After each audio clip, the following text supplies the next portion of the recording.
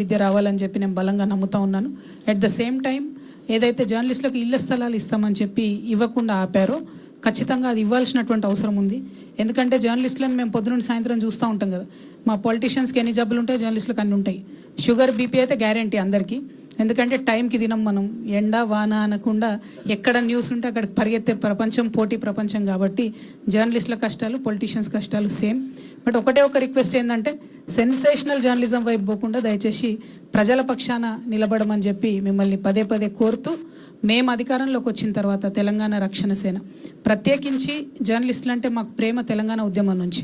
ఆనాడు మీ యాజమాన్యాలు ఒప్పుకున్నా ఒప్పుకోకపోయినా తెలంగాణ వార్తలు వేసిండ్రు. మీరు ఎక్కడన్నా చిన్న చిన్న తప్పులు దొరికినా వాటన్నిటిని సర్దిపెట్టే విధంగా మీరు వార్తలు రాసి ఉద్యమానికి ఉత్ప్రేరకాలుగా పనిచేసినటువంటి కలం వీరులను అసలే మర్చిపోము. ఎట్లయితే కాకీలను గుర్తుపెట్టుకొని ముఖ్యమంత్రి గారు స్కూల్ పెట్టినరో, కలం వీరుల కోసం కూడా ఆ స్కూళ్ళలో అవకాశాలు కల్పించాలని చెప్పి నేను డిమాండ్ చేస్తున్నాను. జై Telangana. Madam, Raju from Telangana వెలుగు ఛానల్. అయితే మీరు అన్నారు ఫ్రీ ఎడ్యుకేషన్ అండ్ ఫ్రీ వైద్యం అని చెప్పేసి. ఇప్పుడు నారాయణ కాలేజ్ ఒకలాగా ఫీజు ఉంటుంది, బయట ఒకలాగా ఫీజు ఉంటుంది మేడం. 2 లక్షలు అక్కడ ఉంటే ఇక్కడ 20,000తో కూడా చదివిస్తారు.